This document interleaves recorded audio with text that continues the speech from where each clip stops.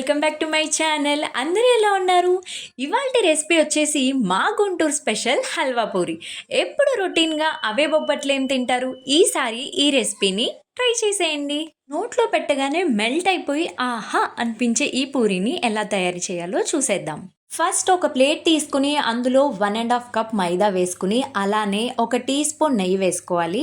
Same మనం చపాతీ పిండి ఎలా అయితే కలుపుకుంటామో ఈ పిండిని కూడా అలానే కలుపుకోవాలండి. పిండి అంతా కలిపేసి ఈ పిండిని ఒక 5 మినిట్స్ పక్కన ఉంచితే బాగా నానుతుంది. నానితే మనకి క్రిస్పీగా ఉంటుందండి, చాలా బాగుంటుంది. సో ఇది నానేలోపు మనం స్వీట్ ప్రిపేర్ చేసుకుందాము. స్టవ్ మీద ఒక గిన్నె పెట్టి దాంట్లో ఒక 1.5 కప్ మిల్క్ వేసుకోండి. 1.5 కప్ మిల్క్కి 1 కప్ అయితే వాటర్ పడుతుందండి. అలానే ఒక టీ స్పూన్ ఇలాచీ వేసి బాగా మిక్స్ చేసుకోండి.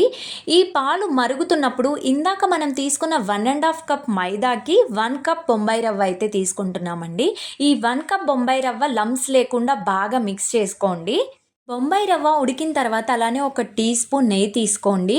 మనం ఇందాక తీసుకున్న 1 కప్ బొంబాయి రవ్వకి మేము ఇక్కడ 2 కప్స్ షుగర్ అయితే యాడ్ చేస్తున్నాము. మీకు ఒకవేళ షుగర్ ఎక్కువ కావాలంటే ఇంకొంచెం యాడ్ చేసుకోవచ్చండి. ఇది కూడా లంప్స్ లేకుండా బాగా మిక్స్ చేసుకోండి. మొత్తం దగ్గర పడిన తర్వాత స్టవ్ ఆపేసి ఒక ప్లేట్ తీసుకుని దానికి నెయ్యి అప్లై చేసి ఉడికిన హల్వాని ఈ ప్లేట్లో అయితే వేసుకోండి.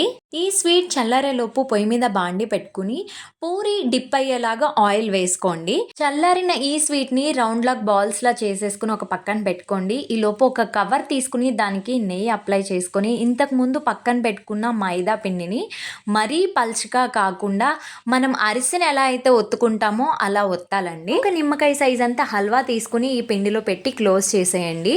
బయటికి రాకుండా చక్కగా క్లోజ్ చేయండి.